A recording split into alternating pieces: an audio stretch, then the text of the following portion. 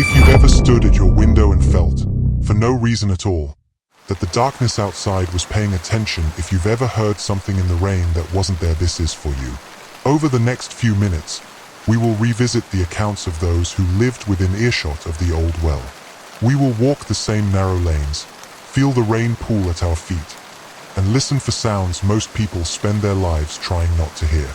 This is not a recreation. Every step you will take with us happened. Every word has been drawn from testimony and records. And yet, as with all things left alone for too long, there are pieces missing. Pieces that may never surface unless you stand in that place yourself, in the same rain, with your ear turned toward the ground.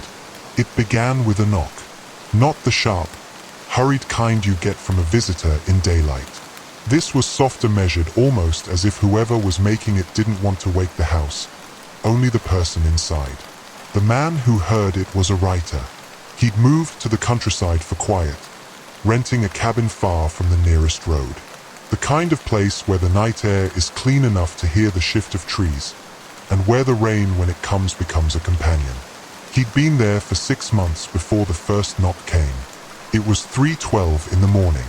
He knew the time because he'd been at his desk, staring at a blank page. The cabin had only 2 rooms, the one where he slept and the one where he worked. The rain was steady on the roof, the kind that smooths out all other sounds. Until 3 slow knocks, hollow, from the far side of the front door. He thought little of it. A branch in the wind, perhaps. But when he opened the door, the rain met him with nothing but the empty porch and the low stretch of field beyond. He shut the door, returned to his desk. The knocks didn't come again that night. The following evening, he worked late once more. Again, at 3:12, the knocks returned 3 in perfect rhythm. He waited. They did not repeat. The door opened to the same sight as before. The porch, the rain, and the darkness that lay beyond the edge of the lamp over his door. For 9 nights, this continued. Always at 3:12. Always 3 knocks. The man began marking them down in his notebook. A small column in the corner of the page. Date, time, weather, always rain. He stopped opening the door after the 5th night.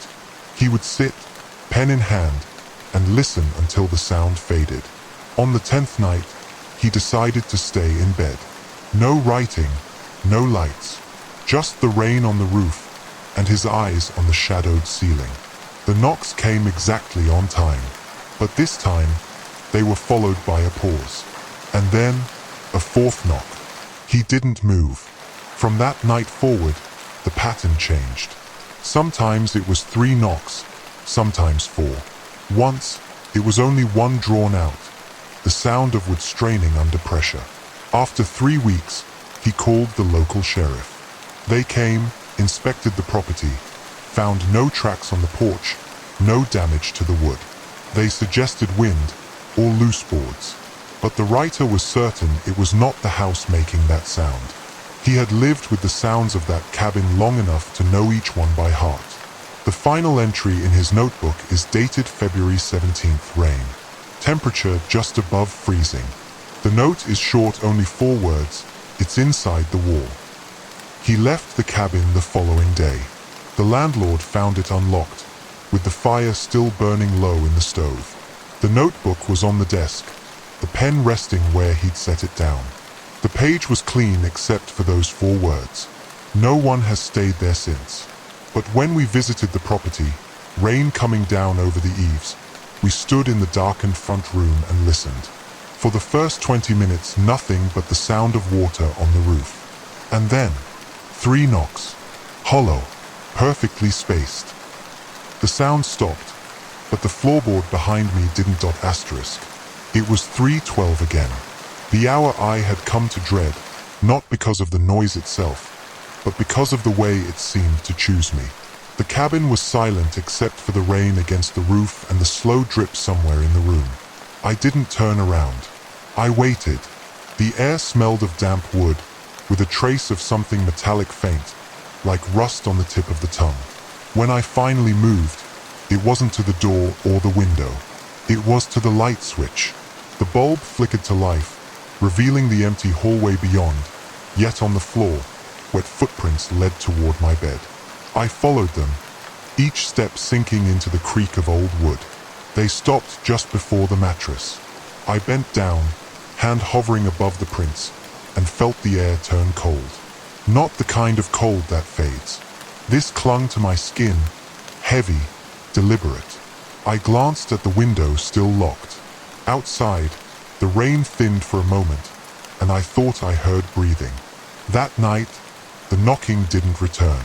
Instead, there was the drip slow, steady inside my room. I searched for it, tracing the sound to the far corner where the wall met the ceiling. A droplet hung there, even though the roof above was dry. I reached up. The drop fell into my palm. It was icy, carrying with it that same taste of rust. I screamed in fear, but there was nothing. I barely slept again. When I finally did, it was shallow, restless. And when I woke, the footprints were back the same trail from the hallway to my bed. This time, the floor outside was dry. There hadn't been rain for hours. I told myself it was nothing, a trick of the mind. Until the night I opened my eyes and found a figure leaning over me. No sound, no breath, just the outline in the dim light. My hand shot out to touch it, and it dissolved into the rain that wasn't supposed to be there. But the worst part wasn't that moment. It was the morning after, because even on the days without storms, the footprints returned, perfectly formed, perfectly wet, and always leading to the same place.